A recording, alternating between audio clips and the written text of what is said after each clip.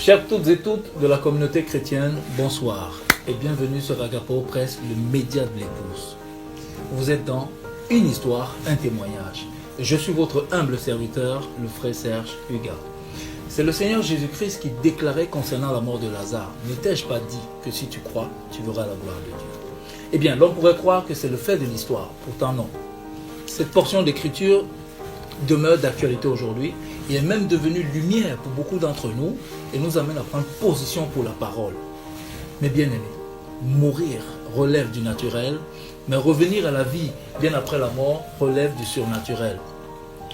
Et c'est l'un des faits marquants de l'année 2018, l'histoire de notre sœur qui a fait une très bonne expérience de l'au-delà. Elle se prénomme la sœur Sarah. Son histoire, écoutez-la.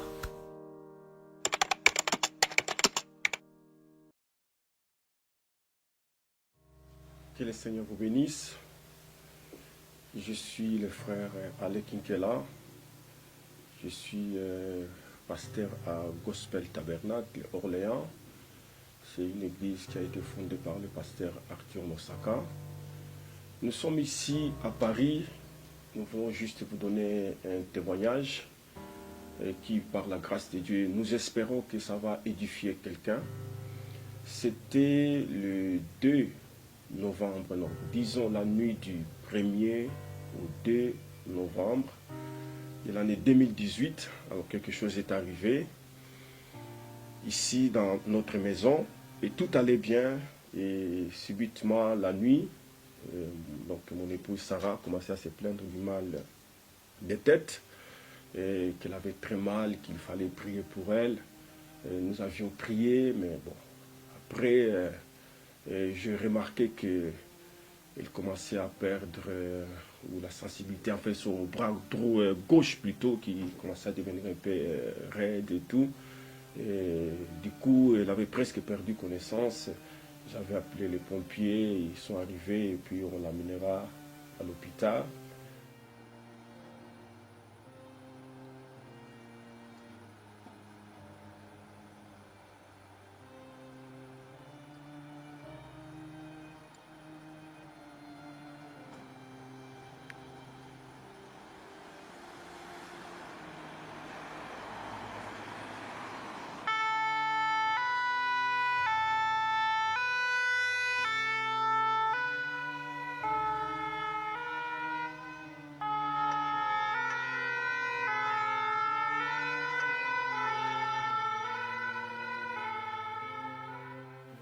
Et arrivé à l'hôpital, c'est là que les choses se sont précipitées, sont allées très vite. Alors je vous laisse elle-même, elle va vous parler de son témoignage, de tout ce qui est arrivé. Et puis bon, je vais essayer d'intervenir de temps en temps. Sinon, que le Seigneur vous bénisse. Je vous passe la sœur Sarah. Que le Seigneur vous bénisse. Comme vient de le dire mon mari, nous sommes là pour vous donner notre témoignage, précisément le témoignage qui s'est passé avec moi pour ce que Dieu a fait pour moi. Je crois que vous avez entendu, chacun a entendu un morceau par-ci, un morceau par-là, et nous avons pensé que le donner en entier aiderait quelqu'un dans sa marche spirituelle et pour glorifier aussi le Seigneur pour ce qu'il a fait, parce qu'il est vivant. Tout s'est passé, ça a commencé le 1er, comme l'a dit mon mari, la nuit du 1er au 2 novembre. Je me sentais un peu fatiguée, mais pas grand-chose, hein. Enfin, fatiguée peut-être parce que j'avais beaucoup bougé, je bouge beaucoup, je travaille beaucoup, mais je n'étais pas malade, je ne souffrais pas vraiment. J'étais bien parce que toute la journée, j'ai eu à aller à gauche, à droite. Mais c'est la nuit que tout s'est passé, quelque chose. J'ai commencé à sentir des douleurs dans la tête et une douleur qui ne s'arrêtait plus, qui continuait, qui continuait en croissant. Et c'est arrivé au point où je n'arrivais plus à me contrôler. J'ai senti que je perdais la force et tout ça. Et c'est allé très très vite au point que mon mari a appelé des ambulances qui sont arrivées. Donc, tout ça, les pompiers, tout ça, je ne sais pas vraiment. Donc, je raconte maintenant ce qu'il m'a raconté, tout ce qui s'est passé après, parce que j'avais perdu connaissance. Et on m'amènera à l'hôpital. Arrivé là-bas, avant d'aller à l'hôpital, déjà, comme j'avais des flashs, j'ai entendu le pompier dire, appeler leur centrale pour donner des rapports en disant que madame est en train de faire une crise d'AVC et il n'y a pas que ça. Elle a une rupture d'artère. Mais il fallait faire des examens à fond. Mais ce qui était sûr, c'est que j'étais en train de faire une crise d'AVC. C'est là qui a provoqué la coupure d'artère de la tête. Ça reste à chercher parce que même les médecins n'ont pas compris. Et on arriva à l'hôpital. Tout s'est passé très très vite. J'ai été déclarée morte, finie. Les médecins ont dit que c'était fini, que c'était trop tard. Ma tête était pleine de sang, qu'il n'y avait plus moyen de faire autrement, que c'était fini. Ils ont remis mes affaires à mon mari et on m'amena encore dans un autre hôpital pour voir encore ce qu'ils pouvaient faire. Une fois là-bas, les médecins ont dit la même chose. Ils ont essayé de faire ce qu'ils pouvaient, mais c'était trop tard. Ils ont dit que c'était trop tard, c'était trop grave, ce n'était plus possible de faire quoi que ce soit. J'avais un hématome dans la tête, j'avais ma tête pleine de sang dans le cerveau. Tout le monde sait, les médecins savent. Juste un peu de sang dans le cerveau, les dégâts que ça peut causer. Mais ma tête était pleine de sang. Le cerveau baigné dans le sang, selon les termes des médecins. Et tout ça, moi, j'étais plus là. Je ne savais rien. J'étais dans les comas, j'étais partie. Je ne savais plus rien. C'était mon mari et tous les restes qui géraient. Et moi, derrière, ils sont rentrés dans la prière. Il a appelé le pasteur Arthur pour qu'il puisse se mettre dans la prière. Ils ont continué dans la prière. C'est là que va commencer la deuxième partie. Ça m'est un peu difficile de raconter parce que c'est une expérience qui me coûte beaucoup.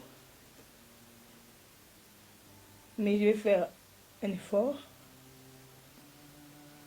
pour le raconter.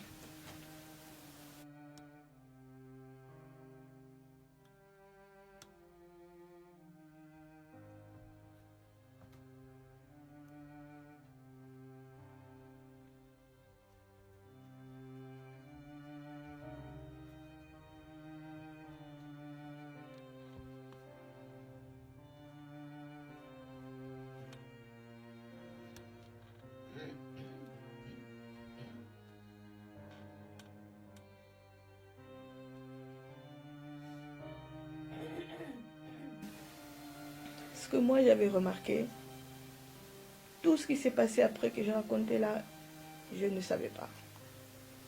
Mais ce que moi j'ai vu, c'était que je me suis retrouvée, j'ai vu que j'ai quitté mon corps, je suis sortie de mon corps et j'ai vu que j'étais couchée sur une civière. Et en sortant de mon corps, comme j'étais allongée, je suis sortie de ce côté-ci. Et comme si j'avais roulé et je suis sortie. Mais je ne suis pas tombée, je suis restée suspendue. Et je me suis dit, mais qu'est-ce qui se passe? Quand j'ai tourné pour voir, je me suis vue allongée sur la civière. Et j'ai commencé à me poser des questions. Seigneur, qu'est-ce qui se passe? Ça c'est quoi? Est-ce que ça y est, c'est fini? Et je me suis relevée et je ne touchais pas le sol. J'étais suspendue et je me posais des questions et j'ai prié, j'ai crié, Seigneur, au secours, Seigneur. Et c'est à ce moment-là que j'ai senti dans mon cœur une voix me parler, me dire, Ne crains pas. Relève ta tête.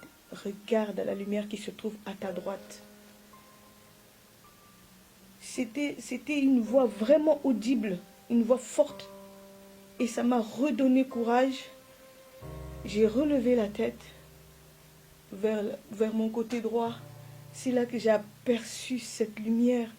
Un nuage blanc qui derrière, et il y avait une lumière, une forte lumière, mais qui ne faisait pas mal. Elle était trop belle, cette lumière. Et quand j'ai relevé la tête, je sentais qu'elle me remplissait d'amour et de paix et d'assurance. Je me sentais bien. Je dis, mais... Et au moment où je me suis dit, mais comment ça se fait que... Mais elle vient d'où cette lumière? Elle était grande, elle était magnifique. Je manque de mots pour vous expliquer comment elle était, cette lumière. Et j'ai senti que je commençais à monter et c'était la lumière qui m'a tiré vers elle. Et je suis sortie de la pièce où j'étais allongée. Je me suis vue allongée, je suis sortie de la pièce. Et en sortant de cette pièce, de cette salle où j'étais, je suis sortie de la salle et je suis passée par... J'ai vu qu'il y avait un couloir et il y avait une porte centrale, au fait, baie vitrée comme ça. Et la lumière, elle était là, au fait, elle n'avait pas d'obstacle, au fait. Et elle m'a tirée et je suis sortie par ce baie vitré là. C'est là que j'ai su que j'étais à l'hôpital parce que en sortant, j'ai regardé en arrière et j'ai vu que c'était l'hôpital Kremlin. J'ai vu le nom Kremlin-Bicêtre. J'ai dit waouh, donc je suis à l'hôpital. Et j'ai vu l'ensemble des bâtiments et la lumière elle continue à me tirer. Et j'étais tellement bien. J'avais plus mal, c'était beau. Et c'est là qu'a commencé mon voyage. Je ne marchais pas. J'étais comme si je volais, on dirait je flottais. Et en partant, j'ai regardé, j'arrêtais pas de regarder pour voir qu'est-ce qui se passait. Et la voix continuait à me dire, regarde la lumière qui se trouve à ta droite. Regarde la lumière qui se trouve à ta droite. Et je relevais la tête et quand je regardais la lumière, ça me faisait un bien, mais je ne peux pas l'expliquer. Et après, on a continué à partir et j'ai tourné encore ma tête, j'ai vu Paris. Mais au niveau où j'étais, Paris était sale. Et il y avait de la fumée. C'était pas beau. C'était vraiment pas beau à voir. Qui était très sale. Mais j'ai continué. Et la lumière, elle disait, comme si je me distrayais en regardant pour voir, mais qu'est-ce qui se passe?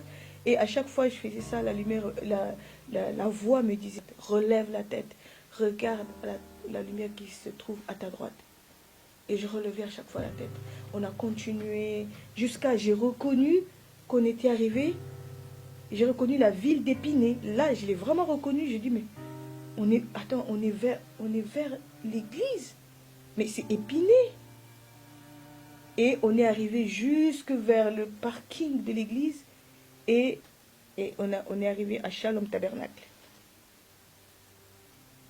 Et la lumière, elle est rentrée dans Shalom Tabernacle. Et moi aussi, je suis rentrée dans Shalom Tabernacle. Je me suis retrouvée devant à la chaire. Pour ceux qui connaissent Shalom Tabernacle, devant la chaire, vers la photo de frère Branham. À la chaire de Shalom Tabernacle, mon église. Et là, j'étais là, il n'y avait personne. Et je me demandais, mais comment ça se fait que je n'ai pas d'obstacle? Et je suis rentrée là, et la lumière, elle était là. Puis, j'ai senti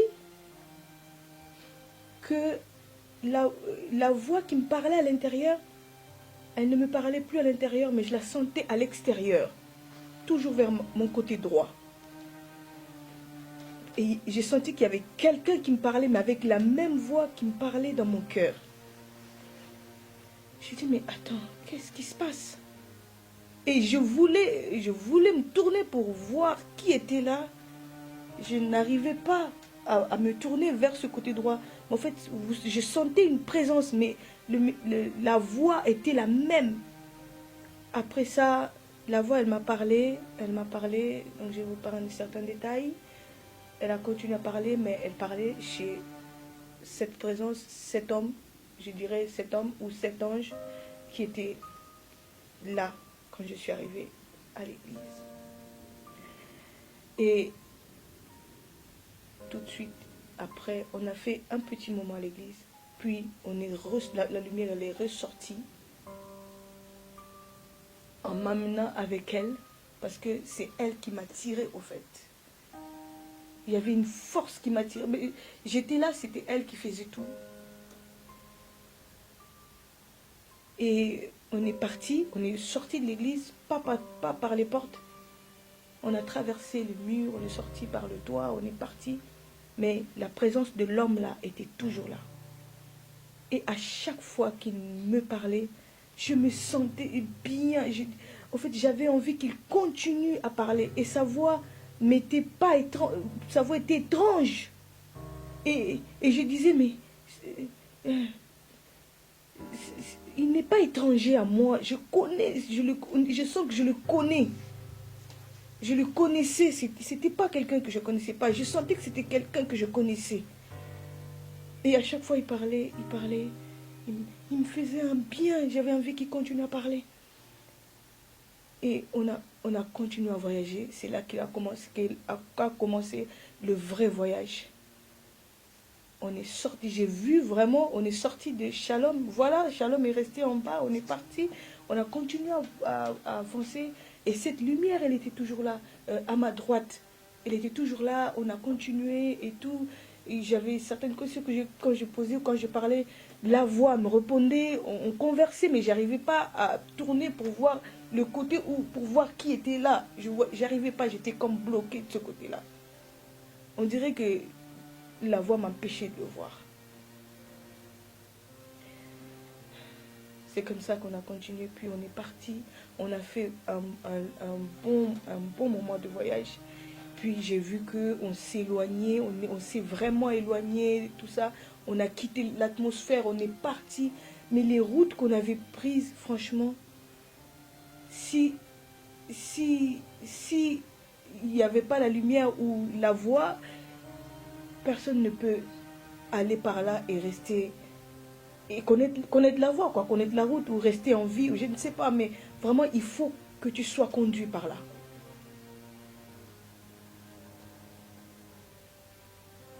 Et j'ai vu qu'on commençait à perdre un peu d'altitude. Et j'ai remarqué qu'il y avait comme un champ. Puis on est passé, on était toujours en train de voler au-dessus. On était très haut, mais on volait au-dessus. Et c'est comme ça qu'on a dépassé le champ que je voyais. Puis j'ai vu qu'on perdait de plus en plus d'altitude. Puis on a atterri, j'ai vu la rivière. On a atterri sur un rivage. Et la voix, le monsieur, enfin je peux l'appeler monsieur ou voix ou ange, je ne sais pas, mais était toujours là avec moi. Et il me rassurait tant qu'il me parlait. J'avais pas envie qu'il arrête de parler. J'avais toujours envie qu'il continue à me parler. Ça me faisait un bien, je ne peux pas expliquer. Et quand on est arrivé à cet endroit-là, c'était étrange. Je dis, mais je pouvais voir de l'autre côté de la rivière. Je voyais un groupe de gens. Il y avait des groupes de gens. Ils avaient des très beaux corps et des robes blanches. Mais cette blancheur-là, non. Mon vocabulaire est vraiment pauvre pour expliquer tout ça. Ils étaient beaux, mais ils n'avaient pas le même corps que moi. je me souviens avoir regardé mon bras et refixé les yeux de l'autre côté. Et à ce moment-là, j'ai cru voir, je dis mais c'est ma mère. J'ai vu ma mère. Ma mère est morte depuis 2007. Et là, je la voyais de l'autre côté. Et elle a levé la main, comme pour dire Sarah. Et j'ai vu qu'elle a tourné son regard. Comme pour vous regarder, il y avait un autre groupe des gens aussi ils étaient beaux. Ils étaient tous en robe blanche. Et j'ai vu que le côté où ils regardaient, j'ai suivi de regard et j'ai vu que elle voulait signaler quelqu'un, mais en fait, la personne qui s'est réveillée, c'était mon père. J'ai dit, c'est pas. J'ai hurlé, papa! Il y a quelques personnes qui connaissent mes parents. Mon père est mort en 2013, ma mère est morte en 2007.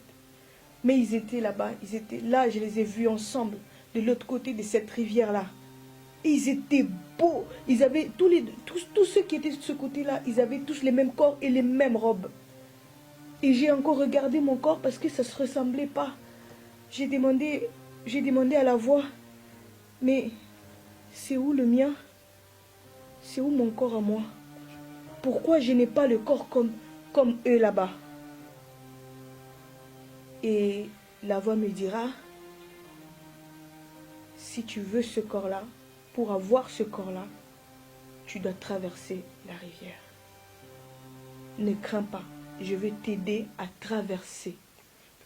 Et je te garantis que tu auras le même corps si tu traverses et la même robe.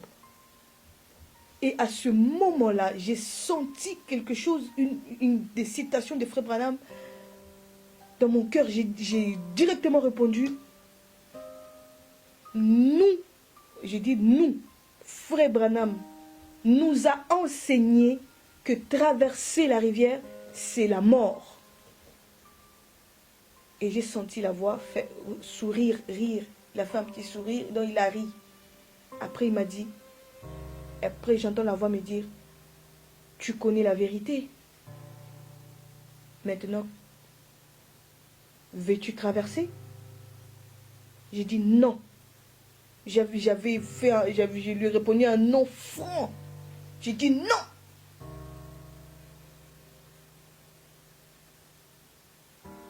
Et il m'a dit,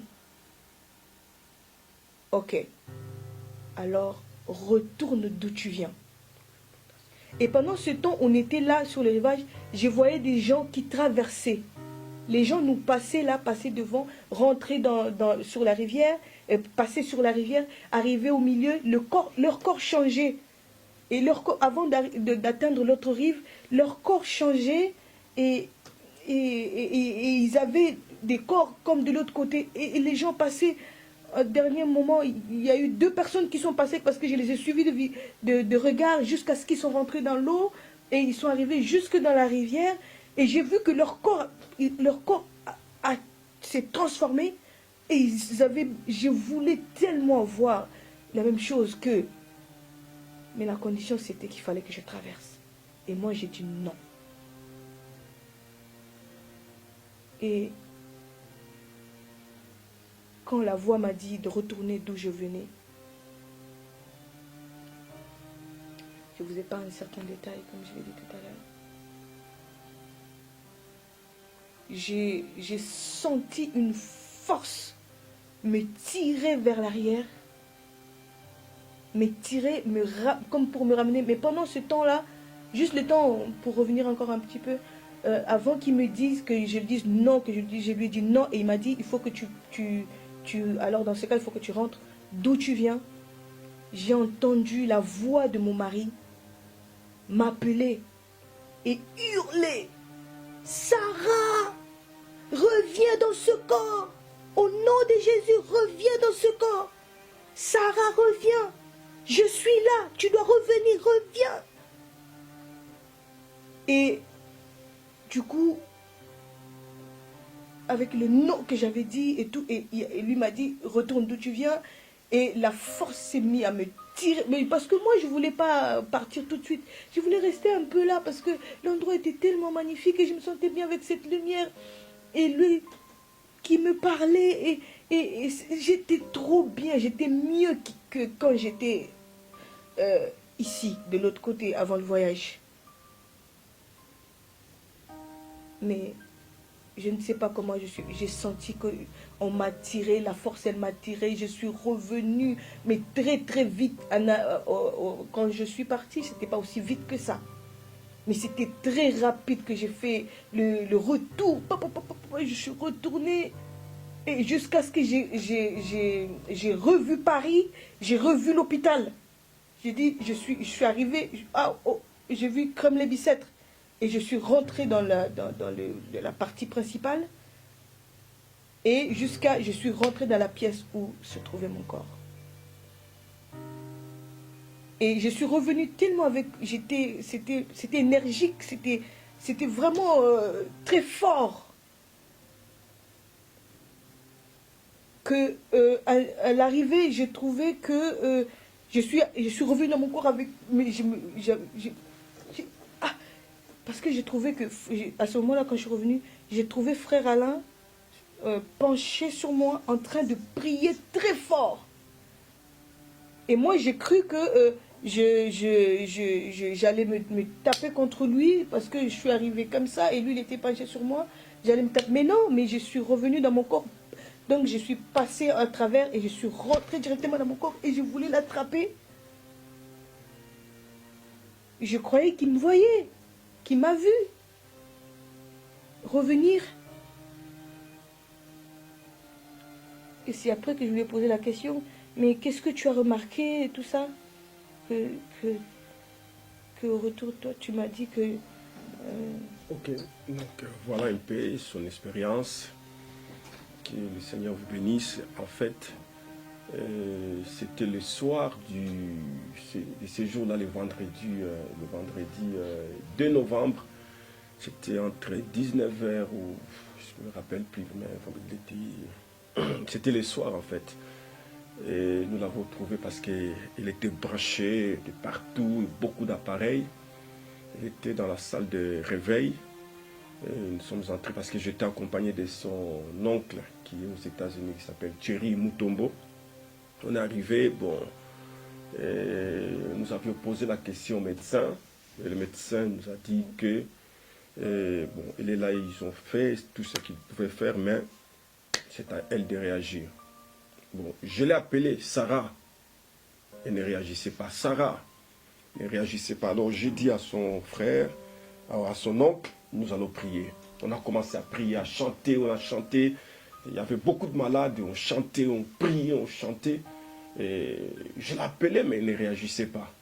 Alors je me suis penché, j'étais à son côté gauche ici. Je me suis penché, alors je disais, Sarah, au nom de Jésus-Christ, relève-toi. Au nom de Jésus-Christ, c'est comme si je lui parlais à l'oreille. Au nom de Jésus-Christ, relève-toi. Au nom de Jésus-Christ, relève-toi. Je suis là. Mais il ne bougeait pas. À peine qu'il avait bougé, comme il était étendu, il avait bougé les deux doigts comme ça. Et c'était tout. Quand je l'appelais, il avait tendance à regarder du côté droit. Mais moi, j'étais de ce côté ici, à son côté gauche. Je l'appelle, et à peine cherchait, c'est comme si elle voyait quelque chose, mais n'arrivait pas. Alors j'ai dit à son oncle, viens de ce côté ici, moi je vais aller là-bas. Et c'est là que nous avions commencé à chanter, prier. Et comme il vous a dit, il m'a trouvé penché en fait. Et on priait, je l'appelais et tout. Bon, voilà, et puis bon, elle n'avait vraiment pas réagi ces jours-là. Et puis nous sommes partis, c'est les jours suivants, peut-être, elle est revenue. Les samedis. C'est le samedi après-midi que j'ai pu parler ou ouvrir vraiment les yeux ou bouger ou faire un mouvement parce que je me souviens qu'à ce moment-là, on sortait, la première fois quand j'ai parlé, c'était, j'ai vu que quand j'ai ouvert les yeux, vraiment les yeux comme ça, j'ai vu qu'on me tirait, on tirait la civière, qu'on me sortait. Quand j'ai relevé la tête, j'ai vu qu'ils avaient on avait écrit au-dessus bloc opératoire. Et le monsieur qui me tirait, il y avait des gens habillés en blanc, sûrement les docteurs. Et j'ai vu qu'ils se sont éloignés, ils sont sortis et ils ont laissé une seule personne essayer de sortir le lit sur lequel j'étais. Et alors j'ai essayé d'appeler le monsieur, de lui parler. Je lui ai dit « Monsieur ?» Et le monsieur a sursauté parce que pour lui, je ne devais pas bouger, je ne devais pas parler, j'étais pas là. Il a sursauté et j'ai vu qu'il s'est déplacé, il a couru, il a appelé les autres et il est revenu. Et je voulais lui parler, lui dire quelque chose. Mais lui, il gesticulait dans tous les sens, il bougeait, il courait. Et j'ai entendu dire, il disait aux autres, Madame parle, Madame est là, Madame parle. J'ai dit, mais qu'est-ce qui se passe? Après, il revient et puis je lui dis, je l'appelle encore, je dis, Messieurs, au fait, je voulais te dire que j'ai faim. Est-ce que tu peux me donner la semoule? Franchement, excusez-moi, mais je lui ai demandé la semoule. Et voilà. Et tous les médecins sont arrivés en courant. Madame, vous parlez, madame, vous êtes là et tout. Donc ils m'ont rebranché les trucs et tout ça. Ils m'ont amené encore dans une autre salle où ils se sont mis à me faire plein d'examens et tout. Et comme j'étais entre deux, donc mais en tout cas parler, revenir, vrai, depuis jeudi que je crois que j'ai fait mon voyage le jeudi, quand j'ai fait la crise et tout le reste. C'est le samedi que j'ai pu parler et le samedi, quand on a permis à mon mari, parce qu'on avait interdit aux gens finalement de rentrer dans la pièce où j'étais, quand on a permis à mon mari de rentrer finalement dans cette salle-là, je lui ai posé la question parce que je voulais voir le pasteur Arthur, je lui ai posé la question, le pasteur est déjà parti. Il m'a dit que le pasteur n'est pas entré, n'est pas venu. Le pasteur n'était pas ici, enfin le pasteur était venu je crois le matin ou le lendemain, mais on n'a pas pu le faire entrer. J'ai dit mais non, parce que moi j'avais vu le pasteur dans la pièce où j'étais, il était là et il faisait les 100 pas, puisque dans cette salle-là j'étais seule, j'étais toute seule, il n'y avait que plein d'appareils, comme vous savez, dans une salle de réanimation, qu'est-ce qu'on peut faire? Et je voyais le pasteur faire les 100 pas et il priait, il disait, pas la sœur Sarah Seigneur, pas la sœur Sarah Seigneur, pas la sœur Sarah Seigneur, pas la sœur Sarah. Et mon mari qui me dit que le pasteur n'était pas là. J'ai dit non, il était là et j'étais avec lui, il était ici, dans cette salle. J'ai dit mais je suis la première personne à rentrer dans cette pièce et on ne permet pas à quelqu'un d'autre de rentrer.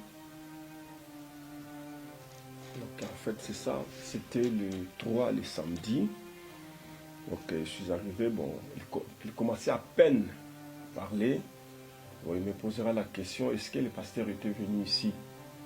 J'ai dit oui, il était venu, mais nous étions à l'extérieur, donc on était Moses, donc le mari de Divine, et son oncle Thierry Mutombo, le pasteur et moi, on était à 4. En fait, on ne nous a pas permis d'entrer parce que ça c'était le vendredi. On était là le vendredi vers 13h ou quelque chose comme ça, si je ne me trompe pas.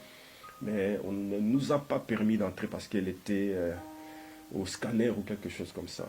Julius m'a dit non, le pasteur était arrivé, mais il n'était pas rentré. Alors il me dira non, il était ici.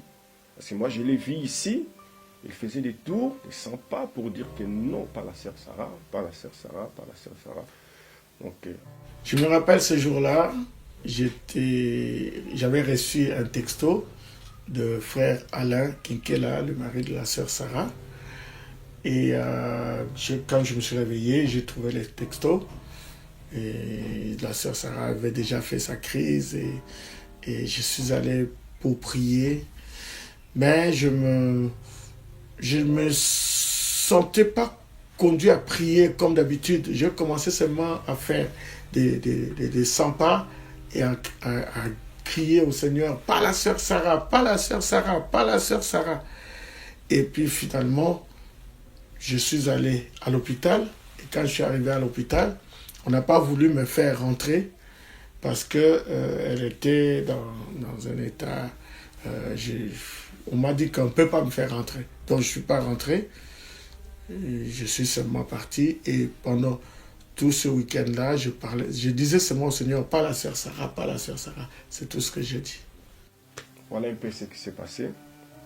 Donc nous remercions le Seigneur et de ces miracles que Dieu a fait. Ce que je vais seulement dire aux enfants de Dieu est que la mort ne change pas votre nature. Frère Branham dit, lorsque nous mourrons, nous nous dirigeons vers la lumière. Là, je suis dans la prédication prisonnier de 1963 au mois de juillet. Nous dirigeons vers la lumière parce que c'est elle qui nous a conduits quand nous étions ici sur la terre. Nous étions influencés par cette lumière. Il dit, si vous êtes influencé par les ténèbres, lorsque vous mourrez, alors vous vous dirigerez vers les ténèbres. Donc voilà un peu ce que je voulais dire, que notre Dieu est réel, il guérit, il restaure. Et voici un témoignage vivant. Dieu a restauré la sœur, il peut parler, il peut bouger, il peut marcher avec du sang plein dans le cerveau. Il y a un monsieur qui avait juste une tache ici du sang dans son cerveau. Aujourd'hui, le monsieur ne parlait pas, le monsieur ne marchait pas, il ne fait rien du tout. Donc, un légume. Donc, nous bénissons le Seigneur pour ça, que Dieu vous bénisse très richement. Nous croyons que par ces témoignages, cela va fortifier quelqu'un. Que le Seigneur vous bénisse et nous disons Shalom. Shalom, shalom, peuple de Dieu. Le Dieu là qui a fait avec moi. Parce que ce qui était arrivé, les médecins ne pouvaient plus rien faire. Ils m'avaient abandonné, ils m'avaient déclaré morte. C'était fini. Ce qui explique aussi mon départ de l'autre côté. Mais Dieu m'a ramené encore sur terre. Dieu peut le faire encore. Et il l'a fait. Jusqu'aujourd'hui, ils ne retrouvent rien, ils ne comprennent rien. Ils disent, on n'a pas fait grand-chose, mais on ne comprend pas, ça s'est passé, et comment c'est arrivé, on ne sait pas, et comment c'est parti, on ne sait pas, on ne comprend rien. Madame, on ne comprend rien à votre situation. Et je suis revenue comme je suis. C'est Dieu. Et je voulais aussi, par la même occasion, remercier les enfants de Dieu qui ont prié pour moi. Quand ils ont appris, peut-être plus tard, parce que sur le coup, quand ça s'est passé, c'était très grave à ce moment-là. Les gens, beaucoup de personnes n'étaient pas vraiment au courant. Mais les gens ont continué à prier même après. Les frères, les sœurs, que le Seigneur vous bénisse. Je vous remercie de tout cœur. Moi, votre sœur Sarah, je suis là. Et je loue Dieu pour ce qu'il a permis que je puisse faire cette expérience. Et je suis sûre que c'est pour édifier quelqu'un. C'est pour édifier un enfant de Dieu quelque part. Il y a un détail que j'aimerais vous dire. C'est quand je suis arrivée à la rivière que je me suis mise à me poser des questions. Si j'avais vraiment vécu la vie de Christ, est-ce que je l'avais vraiment vécu comme il fallait? Et ma vie s'est mise à défiler comme ça. Je voyais tout ce que je voyais là-bas, ici, t'as pas fait et tout ça. Et j'ai senti, j'ai dit, Seigneur, s'il te plaît, ai-je vécu ta vie comme il fallait? Je te prie, Seigneur, rentre-moi là-bas. Si tu me retournes, je vivrai mieux qu'avant. Je te promets, j'ai promis au Seigneur. J'ai dit, Seigneur, si tu me retournes là-bas, je vivrai mieux qu'avant. J'aimerai mes ennemis. Je suivrai ta parole, je ferai un effort, Seigneur. Et j'avais mon cœur qui me faisait mal parce que je voyais que j'étais pas digne et que j'avais des choses que j'étais pas à la hauteur. J'ai dit, Seigneur, je crois que je ne suis pas digne, je ne suis pas arrivée. S'il te plaît, retourne-moi. Je te promets que je vivrai ta vie. Je te promets de te servir encore mieux qu'avant, s'il te plaît. Et aujourd'hui, avant d'en arriver beaucoup plus loin, pouvez-vous vous poser la question? Pouvez-vous vous poser la question, où en êtes-vous avec le Seigneur? Revoyez votre vie avec le Seigneur. Ce n'est pas de la blague. Ce n'est pas de la blague. Parce que moi, quand j'étais enfant, je me posais des questions. Et je suis née dans une famille où mon père, ma mère étaient dans les services du Seigneur. Je n'ai pas connu une autre vie. Je n'ai pas connu une autre vie, sauf celle de servir le Seigneur. Je n'ai pas connu un autre message, sauf le message de Frère Branham. Et je me posais quand j'ai commencé à grandir un peu, j'avais 11, 12, 13, 14 ans, je me posais des questions. Je sais qu'un jour, je me suis arrêtée et je me suis posé une question. Mais au fait, si une fois cette vie terminée, qu'on traversait de l'autre côté, qu'on trouvait que c'était pas vrai, tout ça, on serait perdu. J'ai senti une grosse tristesse, très grande tristesse, parce que je me disais que je n'avais pas l'espoir, je ne savais pas ce qu'il y avait de l'autre côté. Est-ce que, si vous voulez, j'avais un peu remis cette vie-là de chrétienté, ou le message, ou tout ce que je vivais là en question. Et cette question-là m'était revenue quand j'étais là-bas. Et j'ai dit, Seigneur, pardonne-moi. Le frère Branham est un vrai prophète. Tout ce qu'il nous avait raconté, qu'il nous avait prêché, était vrai. C'était aussi réel que je peux vous voir, que je peux vous toucher. Tout ça était réel. La rivière, elle était là, les gens, ils étaient là. Les corps, ils étaient tout ce qu'il nous avait prêché était la vérité.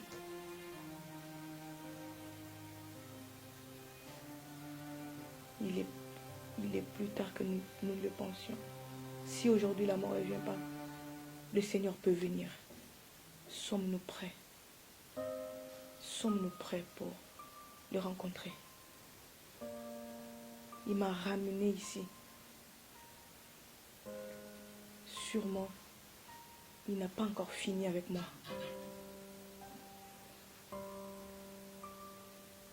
Je crois et j'espère que mon petit message, mon expérience que j'ai eue avec le Seigneur va vous apporter un plus.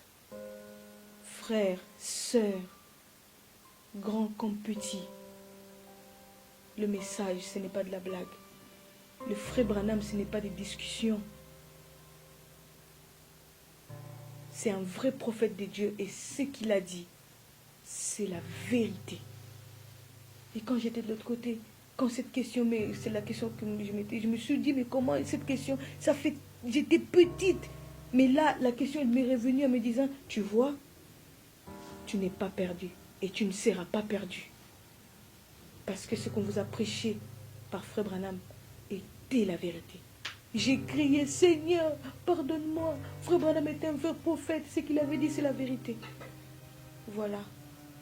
Prenons notre vie au sérieux. Prenons le Frère Branham, le message, la parole. Mettons notre vie en ordre. Parce qu'on ne sait jamais.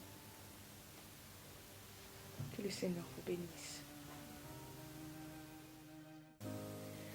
L'Éternel a fait pour moi des merveilles. L'Éternel a fait pour moi des merveilles. Il a permis à mon âme et à mon cœur, à tout mon être, de retrouver la position perdue. Oh, oh, oh. L'Éternel a fait pour moi des merveilles. L'Éternel a fait pour moi des merveilles. Il a permis à mon âme et à mon cœur, à tout mon être, de retrouver la position perdue. Alléluia, il est mon sauveur. Alléluia, il est mon guérisseur. Alléluia, il est mon protecteur. Alléluia, surtout il est mon Dieu. Alléluia, il est mon divin roi. Oh.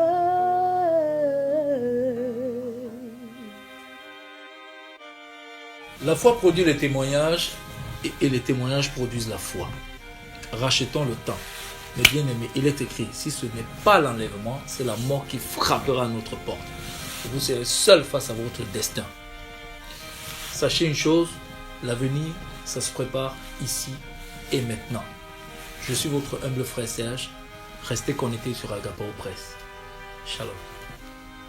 May someday over on the other shore, as one by one we go down through the valley, may we meet over there where they'll never say goodbye no more.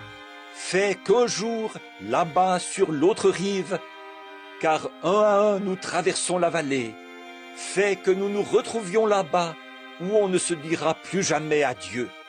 Someday we'll come to the river at the closing of time, when the last thoughts of sorrow is gone.